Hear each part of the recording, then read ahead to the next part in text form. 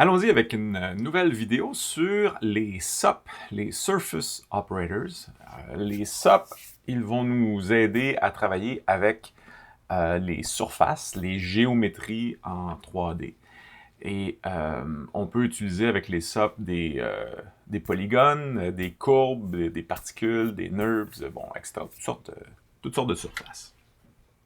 Les transformations qui vont être appliquées au SOP, elles sont calculées sur le CPU et non pas le GPU, donc sur le processeur de votre ordinateur et non pas sur la carte graphique.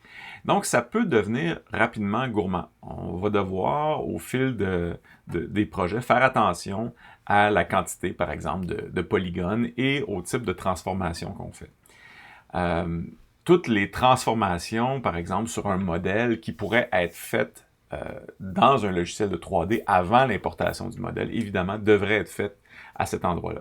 Mais c'est certain qu'un des intérêts de Touch Designer, c'est de pouvoir modifier dynamiquement un modèle 3D. Et donc, dans ce contexte-là, il faut faire tout simplement attention pour éviter de surcharger le CPU. Donc, en gros, ce que les SOP nous permettent de faire, ça va être d'altérer les géométries. Et ces géométries-là sont représentées tout simplement par des points et des formes primitives. Puis on va pouvoir travailler avec les points, des groupes de points, les formes primitives et des groupes de formes primitives à notre guise. En fait, on va pouvoir les modifier de la façon dont on veut. Donc, question de rendre tout ça rapidement concret, on va tout de suite basculer dans le logiciel et on va commencer par ajouter un TOR. Et en anglais, donc, ou dans Touch Designer, ça va être le torus. Donc, c'est le fameux beigne qu'on rencontre souvent dans les logiciels de 3D. Alors, voilà notre opérateur torus. Première chose que je vous mentionne au passage, parce que c'est particulièrement utile dans le cas de la 3D, c'est qu'on peut activer le visualiseur non seulement en pesant sur le symbole plus en bas à droite, mais aussi en pesant sur la touche A quand l'opérateur est sélectionné. Donc, vous pouvez utiliser la touche A tout simplement pour basculer entre le mode d'édition, si on veut, puis le mode de visualisation.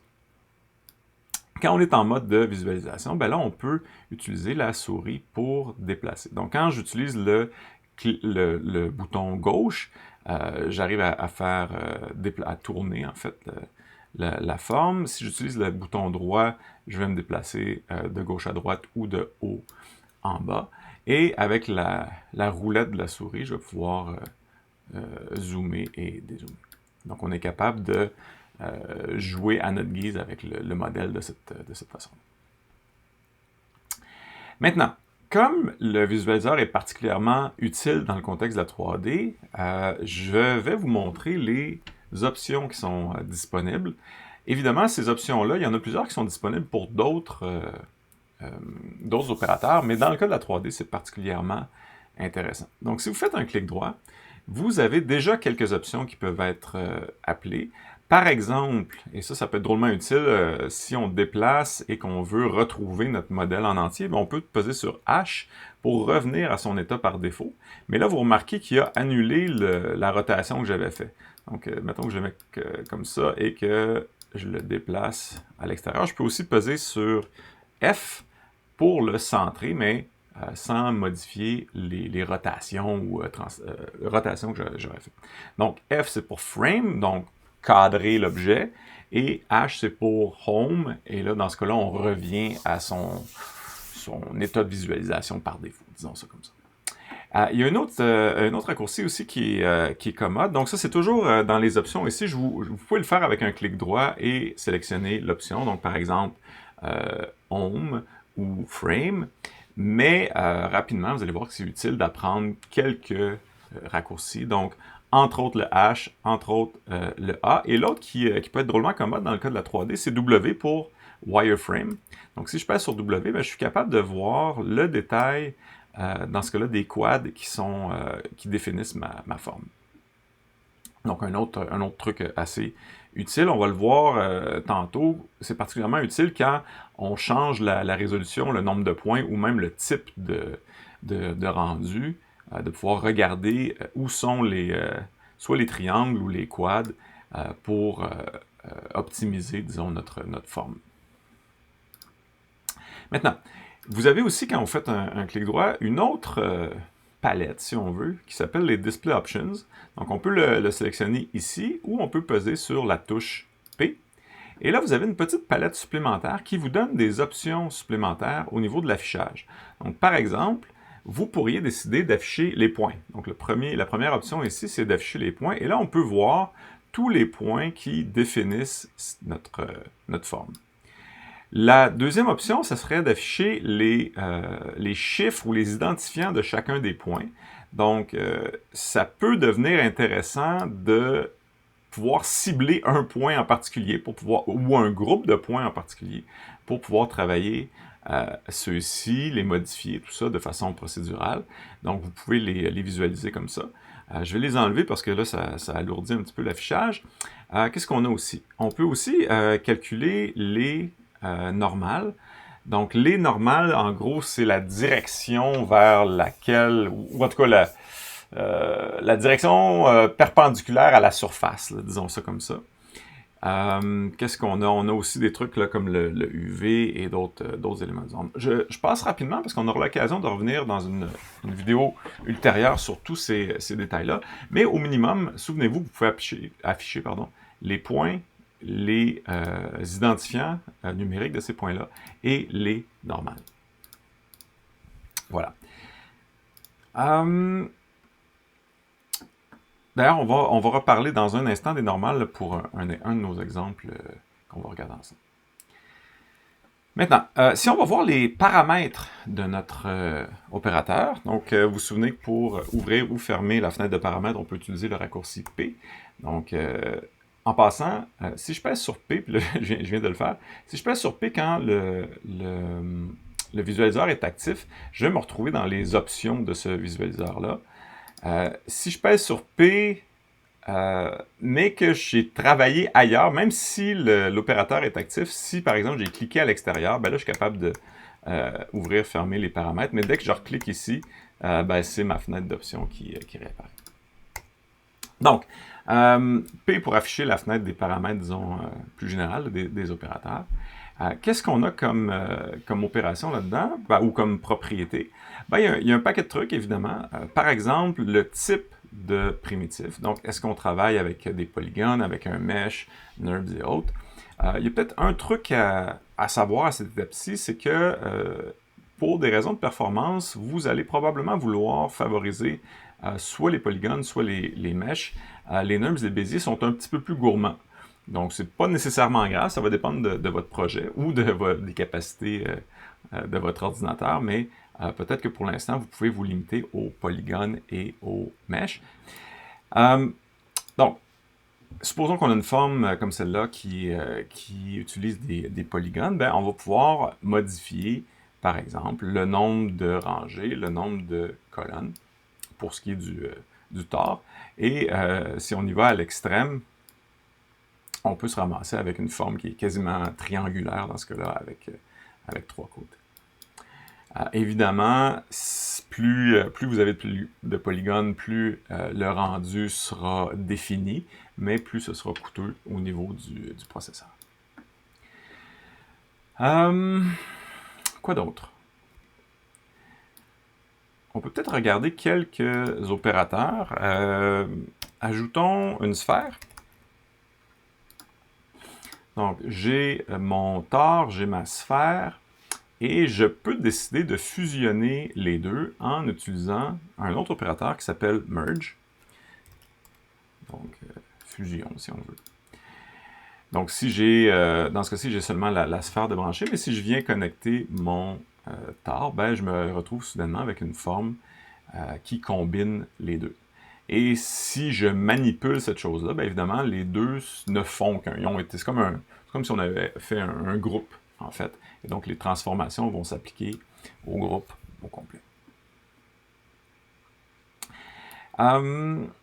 Donc, les SOP, un peu à l'image des TOP et des CHOP, ont leur propre type de données. Donc, quand on connecte ensemble deux opérateurs SOP, ben, les données qui transitent entre les deux, c'est quoi? C'est ce que Touch Designer appelle des Geometry Details ou des GeoDetails. Je n'ai pas trouvé de bon équivalent en français. On pourrait dire tout simplement des géométries ou en tout cas des surfaces 3D. Mais en gros, l'idée, c'est que le GeoDetail, il contient la géométrie complète du modèle 3D à un moment précis. Parce qu'évidemment, un des buts de Touch Designer, c'est de pouvoir modifier notre modèle 3D de façon dynamique. Donc, la position des points, les couleurs, les surfaces, et ainsi de suite. Et donc, le GeoDetail, ben, il contient la liste des points, la liste des groupes de points, la liste de tous les objets primitifs, la liste des groupes d'objets primitifs. Donc, c'est essentiellement ça qui va transiter entre les opérateurs dans un réseau de SOP. Voilà. Allons-y peut-être avec un autre exemple. Donc, un peu de nettoyage. Commande A si vous voulez sélectionner, ou CTRL si vous êtes sur Windows. Sélectionner tous les éléments, backspace pour supprimer. Donc, supposons qu'on repart avec notre petite sphère.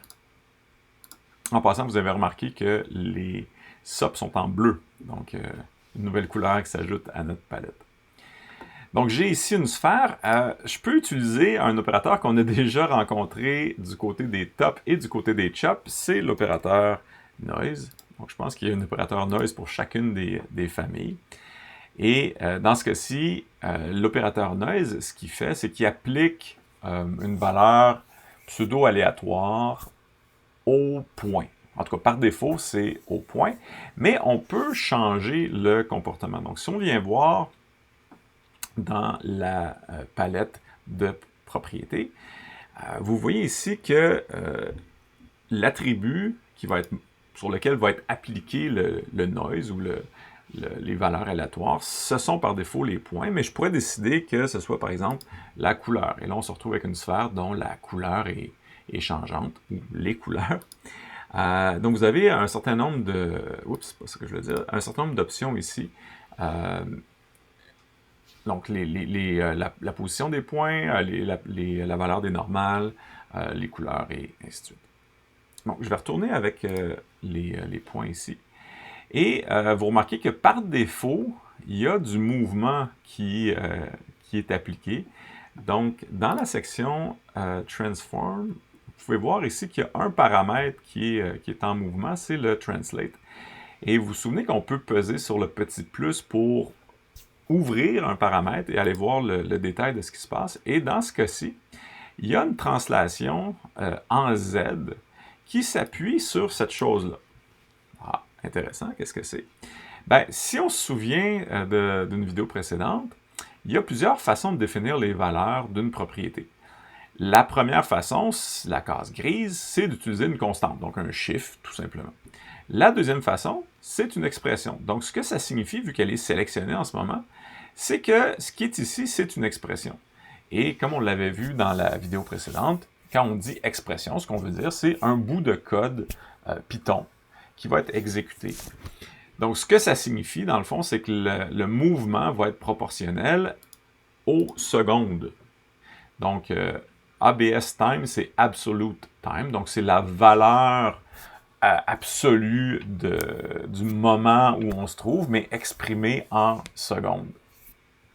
Et donc, en utilisant ça, ça fait que notre forme, elle va être en mouvement, donc constamment en mouvement. Donc, absolute time, point seconds ou point plein d'autres affaires, on va s'en servir à plusieurs occasions, justement quand on veut animer des paramètres en fonction du temps qui s'écoule. Maintenant, si vous avez l'œil de modélisateur 3D très aiguisé, vous avez peut-être remarqué qu'il y a un petit problème. D'ailleurs, je vais passer en mode de visualisation. On se souvient, touche A. Il y a un petit problème avec l'éclairage dans ce cas-ci. L'éclairage ne semble pas vraiment suivre la forme, l'espèce de point lumineux ici, il bouge presque pas. Donc, qu'est-ce qui se passe? Bien, ce qui se passe, c'est que le noise, il modifie la position des points, mais il n'y a pas de recalcul qui est fait au niveau des normales. Et les normales, ça va être important pour, entre autres, calculer les effets d'éclairage. Donc, pour corriger cette chose-là, ce qu'on peut faire, c'est tout simplement ajouter un opérateur qui s'appelle attribute, quoi déjà? Create, ici. Donc, il y a quelques façons de faire ça, mais ça, c'en est une. Et donc, dans attribute create, je peux exiger que le calcul des normales soit effectué. Donc, en cochant compute normals, ou en l'activant, je devrais dire, soudainement, on se retrouve avec une surface en tout cas, qui se comporte un peu plus comme on l'attendrait, c'est-à-dire avec le mouvement des lumières. Puis vous voyez qu'il y a beaucoup plus de définition. Parce que le mouvement des lumières est plus évident, on a l'impression que la forme est mieux circonscrite. Voilà. Évidemment, on peut s'amuser avec notre opérateur noise. Il y a un certain nombre de paramètres qu'on peut utiliser. Donc, si on joue, par exemple, avec la période, on va pouvoir avoir une forme qui est plus ou moins pointue ou plus ou moins arrondie, disons ça comme ça. On peut utiliser les harmoniques aussi. On peut utiliser le roughness, je ne sais pas trop comment le traduire, l'amplitude, donc si on veut quelque chose de très prononcé. D'ailleurs, si on augmente peut-être si on diminue, c'est-à-dire la période, puis qu'on augmente l'amplitude, on se retrouve avec une espèce de forme plein de pointes. Donc, vous voyez un peu l'idée. Donc, évidemment, ce sera à vous d'explorer ce qui est possible de faire avec les opérateurs, mais l'avantage dans Touch Designer, c'est qu'on peut avoir le résultat immédiatement. Donc, on joue avec les paramètres, puis on regarde tout simplement ce qui se passe et on arrive généralement à comprendre. Si vous voulez arrêter le mouvement, si vous voulez avoir tout simplement un effet qui est appliqué une seule fois puis que le mouvement s'arrête, ben c'est pas très compliqué. Hein. Je voulais le faire tantôt, j'ai oublié, mais vous avez juste à enlever cette expression-là. Donc, si on la retire, ben, le mouvement s'arrête. Donc, il y a un bruit aléatoire, si on veut, qui est appliqué et le mouvement s'arrête. Il y a un petit détail en fait, des petits détails qui se sont ajoutés. Vous avez peut-être remarqué qu'en bas, il y a de nouvelles options qui sont apparues. Ça va être important de faire attention entre autres, à Display et à Render. Donc, si on veut que, ultimement, plus loin dans la chaîne, quand on va ajouter un moteur de rendu, que nos objets soient bel et bien affichés, ben, il faut venir cocher le render. Et on va voir qu'il y a aussi d'autres options. Je pense que le mieux, ça va être de faire un exemple, puis on pourra l'essayer dans ce cas-là. Donc, je fais le ménage une nouvelle fois. Une autre chose qu'on peut faire, c'est d'importer des surfaces, des géométries, des modèles qui ont été réalisés dans un autre logiciel ou que vous avez trouvé sur Internet.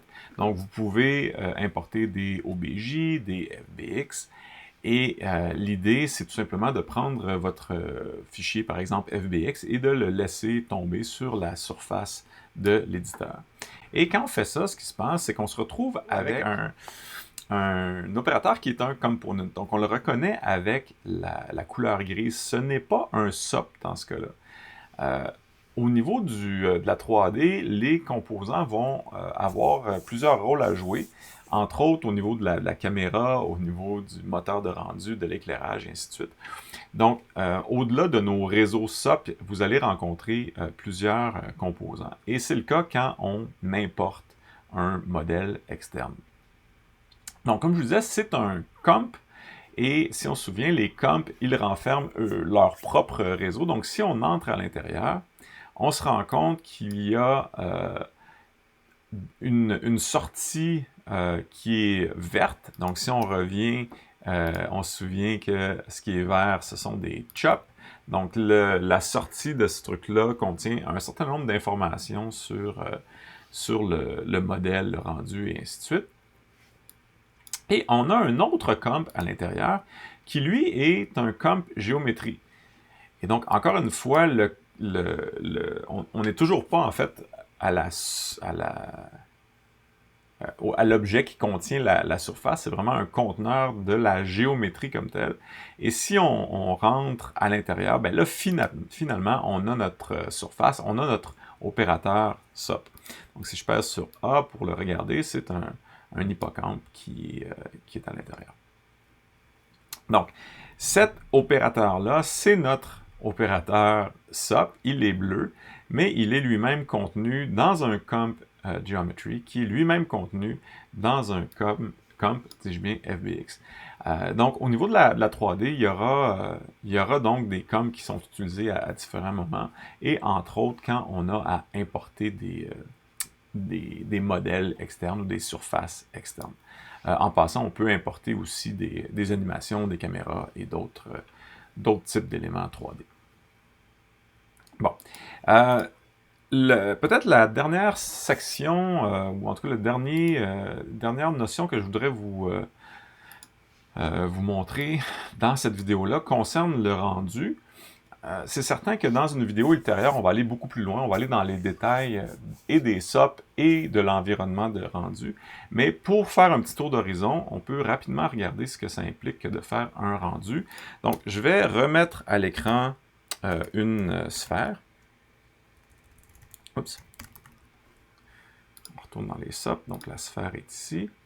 Peut-être que je peux m'en mettre un deuxième. Prenons Box. Donc, Box, ça nous permet de créer une boîte, un cube. Voilà. Et comme tantôt, on va utiliser Merge pour fusionner ces deux éléments-là ensemble. Donc là, évidemment, je ne suis pas capable de tirer mon lien. Il faut que je bascule l'opérateur en mode d'édition. Et là, je serai capable de tirer un lien.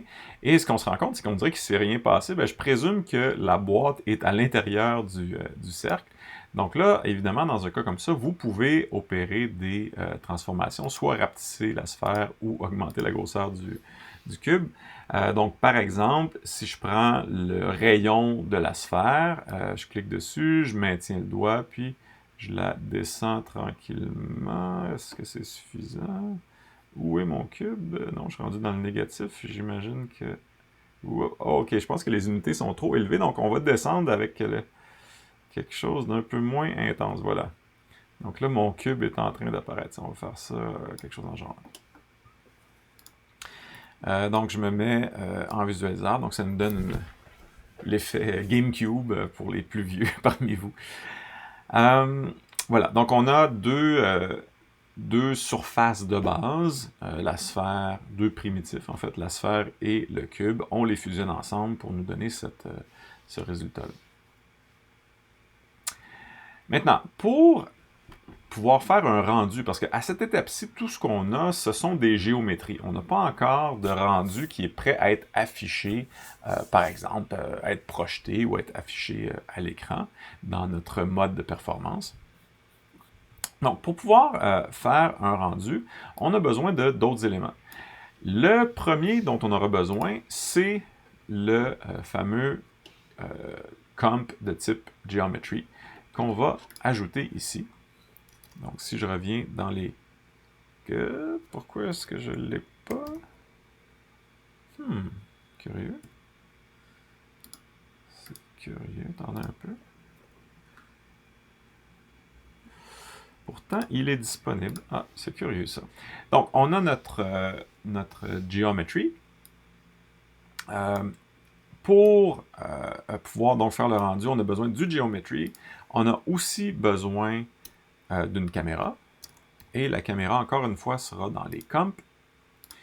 On aura besoin aussi d'un éclairage. Donc, idem, si on vient chercher Light.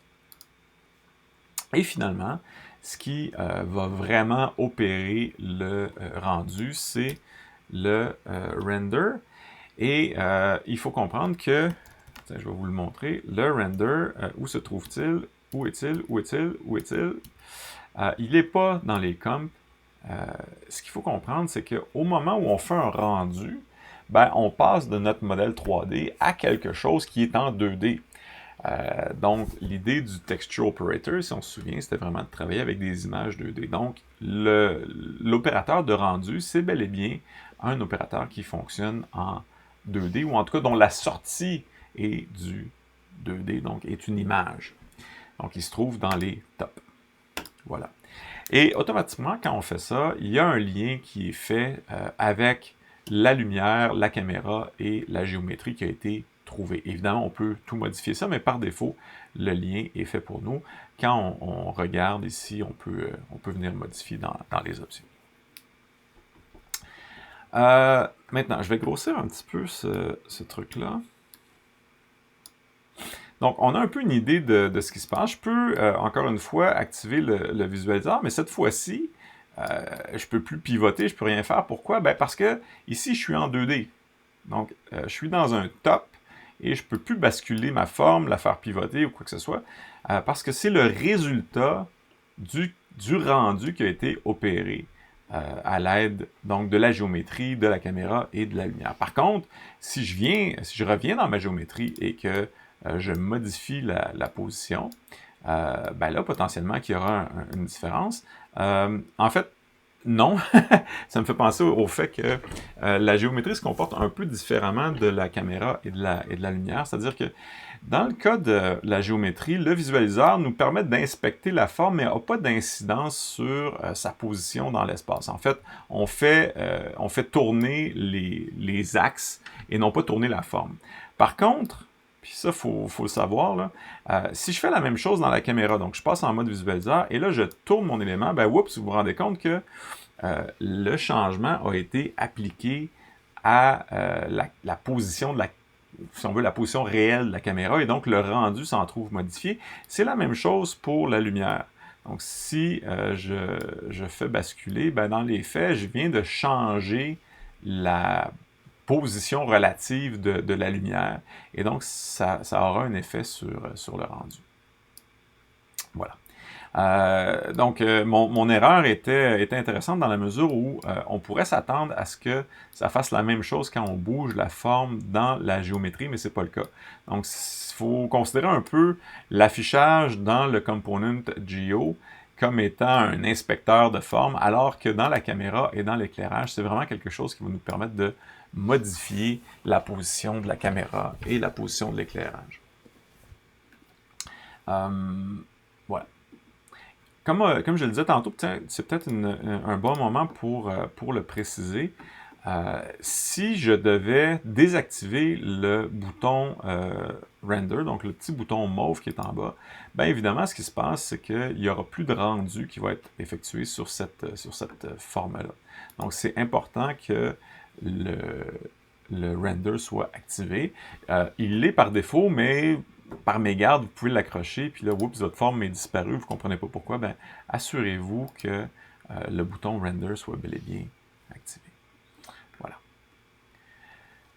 Essentiellement, ça fait le tour des bases, disons, des opérateurs SOP. Évidemment, il y a infiniment plus de choses qu'on pourra dire sur les opérateurs SOP. En fait, la gestion de la 3D, c'est dans la génétique de Touch Designer. Touch Designer est comme le successeur d'un logiciel qui existait auparavant, qui était un logiciel de 3D. Donc, évidemment que les fonctionnalités 3D sont très avancées. Il y a beaucoup de choses qu'on va pouvoir faire. Mais pour cette petite introduction, ça fait le tour et on reverra tous les détails dans plusieurs vidéos ultérieures.